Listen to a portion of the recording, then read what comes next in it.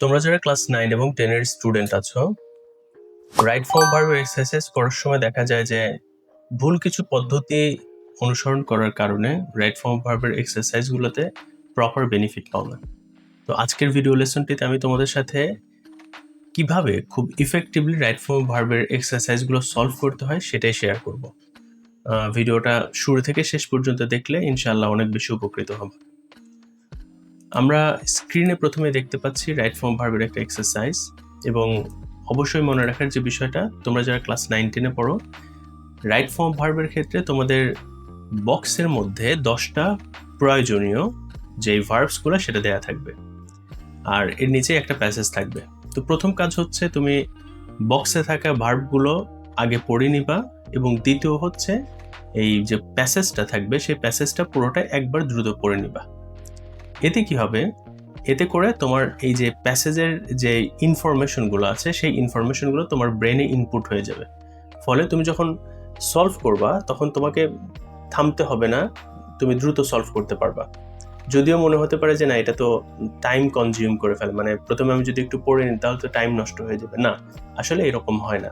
So দুইটা বিষয় তুমি ফলো করবে, একটা হচ্ছে বক্সে থাকা ভার্বগুলো প্রত্যেকটা পড়ে নিবা, এবং দ্বিতীয়ত তুমি হচ্ছে এক্সারসাইজের যে প্যাসেজটা আছে সেই প্যাসেজটা পড়ে নিবা। তো এখন ভিডিওটা তোমরা একটু পজ করে পুরো প্যাসেজটা একটু পড়ে নিতে পারো। আশা করি তোমাদের পুরো প্যাসেজটা পড়া হয়ে গেছে। এখন আমরা পুরোটা একটু সলভে চলে যাব। দেখো, প্রথমে লেখা আছে টেক, যেটার অর্থ হচ্ছে নেওয়া। ইট মানে খাওয়া, তোমরা জানো। ডিজার্ভ বলতে কোনো কিছু পাওয়ার যোগ্য হওয়া বা মানে প্রাপ্তির যোগ্য হওয়া। আমরা প্যাসেজে গিয়ে পুরোটা বুঝবো আরো। বি মানে বি ভার্বকে বোঝানো হচ্ছে থ্রাইভ। থ্রাইভ বলতে সাধারণত বোঝায় ধনী হওয়া বা সমৃদ্ধিশালী হওয়া। কজ বলতে কারণ বা কারণ হওয়া। রান বলতে দৌড়ানো, বাট সামটাইমস এটা একটু ভিন্ন অর্থ চলে আসে। নো মানে জানা, তারপর হচ্ছে নো মানে চেনাও হইতে পারে। ফল মানে কোনো কিছুর মধ্যে পড়া বা পতিত হওয়া, যেটাকে বলে ডু অর্থ করা, তোমরা জানো। তো ইতিমধ্যে তো তোমরা এই পুরো প্যাসেজটা পড়ে নিয়েছো, তো আমি এখন সরাসরি বোঝানোতে চলে যাব। এটা হচ্ছে আমাদের প্রথম সেন্টেন্স, যেখানে দুইটা আনসার আমাদেরকে লিখতে হবে। Everybody dash that food adulteration dash a crime. সেই সাথে আমি আরেকটা কথা একটু শুরুতেই বলে নিই, তোমরা এই এক্সারসাইজের নিচে মানে কিছু কিছু শব্দের নিচে দেখতেছো কিছু আন্ডারলাইন করা আছে। এই আন্ডারলাইন করার অর্থ হচ্ছে যে আমি তোমাদেরকে মানে যারা তোমরা ক্লাস 9 বা 10-এ পড়ো, মানে আমার কাছে মনে হলো যে এই শব্দগুলো তোমাদের একটু সমস্যা হতে পারে, অর্থাৎ অর্থ বোঝায় সমস্যা হতে পারে। তো আমি যখন এক্সারসাইজটা সলভ করব তখন এগুলোর অর্থটা ইনশাল্লাহ বলে দিব, এবং এটা তোমাদের বোর্ড এক্সারসাইজের একটা মানে এক্সারসাইজ, তোমরা চাইলে অর্থগুলো পাশে নোট ডাউন করে রাখতে পারো। তো প্রথম সেন্টেন্সে লেখা আছে যে everybody dash that food adulteration dash a crime. তাহলে আমরা এখানে অনেকগুলো ভার্ব পড়েছি 10টা। তাহলে এভরিবডি, এভরিবডির সাথে কি হবে? এভরিবডি ড্যাশ দ্যাট, আমরা বলতে পারি সবাই জানে যে। তাহলে এভরিবডি, এই যে এখানে যে ভার্বটা আছে নো, তাহলে সেই ভার্বটা আমরা নিয়ে নিলাম, নো, এটা আমি নিয়ে নিলাম। আচ্ছা, তো নো যদি তুমি দাও তবু আনসারটা ভুল হবে। প্রশ্ন হচ্ছে কেন ভুল হবে? এখন আসো রাইট ফর্ম ভার্বের নিয়মে। যদি কোনো সেন্টেন্সের মধ্যে এভরিবডি, এভরিওয়ান এগুলো থাকে, তাহলে তুমি ভার্বের সাথে এস বা ইয়েস বসাবা যদি এটা প্রেজেন্ট হয়। তাহলে আমি এখানে কি করব? নোজ দিব। এভরিবডি নোজ দ্যাট, এখন অর্থ হলো সকলেই জানে বা প্রত্যেকেই জানে যে ফুড অ্যাডাল্টারেশন, অ্যাডাল্টারেশন মানে হচ্ছে দূষণ। তাহলে ফুড অ্যাডাল্টারেশন বলতে খাদ্য দূষণ, ড্যাশ আ ক্রাইম, আমরা বলতে পারি খাদ্য দূষণ একটা অপরাধ, তাহলে সেক্ষেত্রে ইজ এ ক্রাইম হবে। প্রশ্ন হতে পারে এখানে তো ইজ কোথাও লেখা নেই, বক্সের মধ্যে কোথাও তো ইজ নেই। এই যে আমি বলেছিলাম বি, অর্থাৎ বি ভার্ব। বি ভার্ব কোনগুলো? Am is are, was were, এগুলো হচ্ছে বি ভার্ব। তাহলে যেহেতু সেন্টেন্সটা প্রেজেন্টে, দ্যাটস ওয়াই আমি এখানে ইজ ব্যবহার করলাম।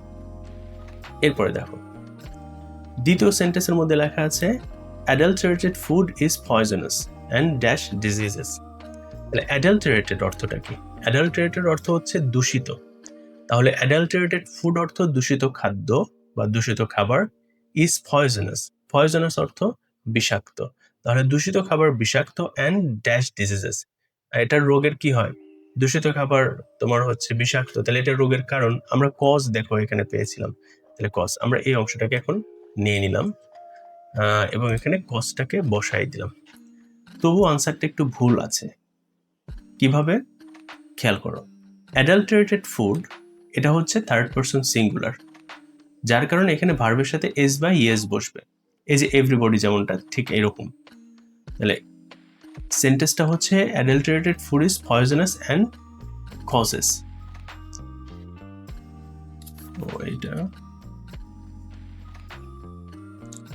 এটা হচ্ছে কজেস ডিজিজেস। তাহলে পুরো সেন্টেন্সের অর্থ কি দাঁড়ালো? যে দূষিত খাবার বিষাক্ত এবং এটা রোগসমূহের কারণ। এরপরে যে সেন্টেন্সটা, এটাতে আমাদের দুইটা আনসার বের করতে হবে। People dash this kind of food dash victim to liver disease, cancer, kidney failure and so on. তাহলে people dash this food, তাহলে এই খাবারগুলো মানে যেসব মানুষরা খায়, তাহলে যেসব মানুষরা খায়, এখানে খাওয়ার কথা লেখা আছে ইট, তাহলে আমরা এখানে যদি ইট দেই তাহলে কি হয় দেখি। তাহলে পিপল ইট, লোকজনেরা খায়, দিস ফুড এই খাবার, তাহলে লোকজনেরা এই খাবার খায়, মানে এখানে লেখা আছে দিস কাইন্ড অফ ফুড, এই ধরনের খাবার খায়। এখানে অ্যাকচুয়ালি ইটটা দিলে ভুল হবে। এখানে যদি সেন্টেন্সটা এরকম হয় যে people who it this kind of food, লোকজন যারা এই খাবারগুলো খায়, ভিকটিম টু, তাহলে এখানে আরেকটা যেটা ভার্ব হবে সেটা হচ্ছে ফল। এই যে তোমরা দেখতে পাচ্ছ ফল ভিকটিম টু। তো ফল ভিকটিম টু এটা হচ্ছে তোমার একটা ভার্বাল ফ্রেজ। তো কখনো কখনো রাইট ফর্ম ভার্বের জন্য কিছু ভার্বাল ফ্রেজ মুখস্থ করা দরকার হয়, এটা খুবই সামান্য। তো এগুলা অনেক সময় দেখা যায় যে রাইট ফর্ম ভার্বের এক্সারসাইজের মধ্যে আসে। তো এইখানে যেটা দেখো যে people dash it this kind of food, তাহলে এখানে ইটটা অ্যাকচুয়ালি ভুল। প্রশ্ন হতে পারে কেন ভুল? কারণ এটা অর্থ ম্যাচ করে না। তাহলে পিপল হু ইট হয় এখানে। আমি আবারও বলছি, পিপল হু ইট মানে যেসব মানুষেরা খায় দিস কাইন্ড অফ ফুড এই ধরনের খাবার, fall victim to liver disease, cancer, kidney failure and so on. তারা কিসের মধ্যে পতিত হয়? কোন রোগে পতিত হয়, মানে কোন রোগের মধ্যে তারা পড়ে? একটা হচ্ছে লিভারের সমস্যা, ক্যান্সারের সমস্যা, কিডনি নষ্ট হয়ে যাওয়া ইত্যাদি ইত্যাদি। এখন হু ইট তো আর আমাদের আনসার হবে না। এইখানে একটা টিপস এবং নিয়মটা মনে রাখবা, যে যদি কোনো সেন্টেন্সের মধ্যে তোমার কাছে মনে হয় যে relative pronoun who, which, that বা যে কোনো একটা কানেক্টরের সাথে, বিশেষ করে relative pronoun who, which, that এটার সাথে ভার্ব হচ্ছে, তাহলে তুমি সরাসরি ওইটা তো ব্যবহার করতে পারবা না। তুমি কি করবা? হু প্লাস ইট মানে হচ্ছে ইটিং, তাহলে হু প্লাস গো মানে কি? গোয়িং। হু প্লাস স্টাডি মানে কি? স্টাডিং। তাহলে হু এর সাথে যদি কখনো কোনো ভার্ব থাকে তাহলে সেটার ভার্বের সাথে আইএনজি বসাই দিবা। তাহলে আমরা এখানে কি লিখব? ইটিং লিখব। আশা করি বুঝতে পেরেছো। তাহলে এখন অর্থটা কি, এখন সেন্টেন্সটা কি হলো? People eating this kind of food fall victim to liver disease, cancer, kidney failure and so on. এই তো। তাহলে আমরা মোটামুটি 5টা করলাম। এই 5টাকে আমি কি করব, একটু রেড মার্ক করে রাখবো কিংবা একটু কেটে রাখবো। আমি এটাকে একটু কেটে রাখি, এই 5টাকে। আমরা চেক পেয়েছি, টেকটাকে একটু কেটে রাখবো। কজ পেয়েছি, নোট টেক তো আমরা এখনো পাই নাই। আমরা হচ্ছে প্রথমে পেলাম হচ্ছে নো, তাহলে নোটাকে একটু আমরা ক্রস দিয়ে রাখি। এরপরে পেলাম হচ্ছে বি ভার্ব অর্থাৎ ইজ পেয়েছি, এটাকেও আমরা একটু ক্রস দিয়ে রাখবো। এরপরে দেখো আমরা পেয়েছি কজ, এটাকেও একটু ক্রস দিয়ে রাখবো। এরপরে আমরা পেয়েছি হচ্ছে ইট, এটাকেও ক্রস দিয়ে রাখবো। এবং এরপরটা হচ্ছে ফল পেয়েছি, এটাকেও ক্রস দিয়ে রাখবো। আচ্ছা, এগুলো ক্রস দিয়ে রাখার অর্থটা কি? না রাখলেও তো পারতাম। তোমরা যখন স্কুলের পরীক্ষা হোক বা তোমাদের সামনে এসএসসি পরীক্ষা যেটাই হোক না কেন, তুমি যদি মানে যেটা যেটা তোমার হয়েছে সেটার সাথে যদি একটু মার্ক করে রাখো বা দাগ দিয়ে রাখো, দেখবে যে পরের গুলা করার সময় তোমার চোখে একটু কম ভার্ব পড়বে। সো আমি যখন স্টুডেন্ট ছিলাম তখন আমি নর্মালি ক্লাস 9-10 যখন পড়তাম আমি এই মানে ট্রিকটা অ্যাপ্লাই করতাম। তখন কি হতো, আমার চোখে কম মনে হতো যে না আর মাত্র কয়েকটা আছে, এবং সময়ও কম লাগতো। আর আমি যদি মানে সলভ করার সময় আবার 10টাই দেখতাম তখন আমার কাছে একটু সমস্যা হতো যে আবার 10টা, মানে এরকম মনে হতো আর কি। ওই সময় স্টুডেন্ট ছিলাম যার কারণে এরকম মনে হতো।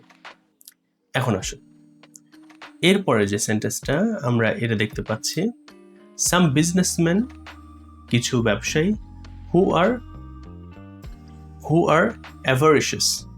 তাহলে সাম বিজনেসম্যান, কিছু ব্যবসায়ী, হু আর অ্যাভারিশিয়াস, যারা হচ্ছে কি লোভী। আমি এখানে অ্যাভারিশিয়াস এর নিচে আন্ডারলাইন করে রেখেছি, তোমরা মনে রাখবে এটার অর্থ হচ্ছে লোভী। তাহলে কিছু বিজনেসম্যান যারা হচ্ছে লোভী অ্যান্ড ড্যাশ আফটার মানি, এখানে অ্যাকচুয়ালি হবে রান আফটার মানি। এখন রান কেন হবে? রান মানে তো দৌড়ানো। হ্যাঁ, রান আফটার মানি মানে টাকার পিছনে দৌড়ায়, মানে টাকার পিছনে ছুটে। রান আফটার এটা হচ্ছে একটা ভার্বাল ফ্রেজ। তাহলে আমরা কি বলছি যে সাম বিজনেসম্যান, কিছু ব্যবসায়ী, হু আর অ্যাভারিশিয়াস, যারা হচ্ছে লোভী, অ্যান্ড রান আফটার মানি, এবং টাকার পিছনে ছুটে, only dash this heinous work. Heinous বলতে বোঝায় জঘন্য। তাহলে তারা কি করে? Do this heinous work. তাহলে আমি ডু এখানে লিখবো। এই যে আমরা দেখো একটা ভার্ব পেয়েছিলাম ডু। আচ্ছা, আর এখানে কি লিখলাম? রান। আমাদের বাঁচে আর কয়টা? মাত্র 3টা। পুরো সেন্টেন্সটার অর্থটা কি হয় আমি এটা একটু বলে নেই, যে কিছু বিজনেসম্যান যারা হচ্ছে লোভী এবং টাকার পিছনে ছুটে, তারা এই ধরনের জঘন্য কাজ করে। এরপরের সেন্টেন্সটা, they dash on the miseries of others। তাহলে they dash, এখানে কি হবে? they take, no, এখানে কি হবে? they thrive, হ্যাঁ thrive হবে। তাহলে they thrive বলতে কি, এটা হয়তো বা তোমাদের একটু বোঝার সমস্যা থাকতে পারে, মানে অর্থটা কি। যদি অর্থটা বুঝো তাহলে দেখবা যে এখানে থ্রাইভ হয়। থ্রাইভ অর্থ হচ্ছে মানে সমৃদ্ধিশালী হওয়া বা ধনী হওয়া। তাহলে আমরা এখানে কি বলছি? যে they thrive on, তারা সমৃদ্ধিশালী হয়, দ্য মিজারিস অফ আদার্স, অন্যদের দুর্দশার উপরে, মানে মানুষের কষ্টকে মানে মানে মানুষকে কষ্ট দিয়ে তারা অ্যাকচুয়ালি ধনী হয়। এটার অর্থটা এরকম দাঁড়াচ্ছে। এরপর সেন্টেন্সটা দেখো, লেখা আছে দে ড্যাশ পানিশমেন্ট। তাহলে এরা কি পানিশমেন্ট ডিজার্ভ করে? আমরা কিন্তু একটা শব্দ পেয়েছিলাম ডিজার্ভ, তাহলে এই ডিজার্ভটা এখন আমরা নিব। দে ডিজার্ভ পানিশমেন্ট, তারা শাস্তির উপযুক্ত, মানে শাস্তি পাওয়ার যোগ্য। সাম স্ট্রিক্ট, কিছু কঠোর মেজার্স, এই মেজার্স বলতে পদক্ষেপ সমূহ বা পদক্ষেপ। সাম স্ট্রিক্ট মেজার্স, কিছু শক্ত পদক্ষেপ, শুড বি, একটাই বাকি আছে টেক, এখানে হবে টেক। আচ্ছা, কিন্তু টেক দিলে ভুল হবে। কেন ভুল হবে? এর কারণটা হচ্ছে যখন শুড বি থাকবে তখন এটা হচ্ছে প্যাসিভ। আমি এর আগে রাইট ফর্ম ভার্বের একটা নিয়ম, মানে আমাদের স্কিলও ইউটিউব এবং ফেসবুক উভয় জায়গাতে আমি এরকম একটা ভিডিও করেছিলাম যে সাবজেক্ট যখন সিঙ্গুলার হবে ভার্ব তখন সিঙ্গুলার হবে, সাবজেক্ট যখন প্লুরাল হবে ভার্ব তখন প্লুরাল হবে, এরকম একটা ভিডিও করেছিলাম। তোমরা হয়তো দেখে থাকবা যে আমি আরো ভিডিও করেছিলাম যেখানে বলেছিলাম যে সবচেয়ে গুরুত্বপূর্ণ 2টা নিয়মের মধ্যে হচ্ছে সাবজেক্ট যখন নিজে করবে তখন অ্যাক্টিভ, আর সাবজেক্ট যখন নিজে করবে না তখন প্যাসিভ। তো মডাল ভার্বের ক্ষেত্রে এখানে দেখতে পাচ্ছ তোমরা শুড বি, শুড হচ্ছে মডাল ভার্ব। তাহলে যখন শুড থাকে তখন এটা অ্যাক্টিভ, আর যখন শুড বি থাকবে তখন সেটা হচ্ছে প্যাসিভ। তাহলে যখনই প্যাসিভ থাকবে তখন অবশ্যই ভার্বের V3 ইউজ করতে হয়। তাহলে আমরা এখানে কি করব? টেকেন। পুরো সেন্টেন্সটা কি দাঁড়ালো? সাম স্ট্রিক্ট মেজার্স, কিছু শক্ত পদক্ষেপ, শুড বি টেকেন, নেওয়া উচিত টু স্টপ, মানে দমাতে বা থামাতে, দিস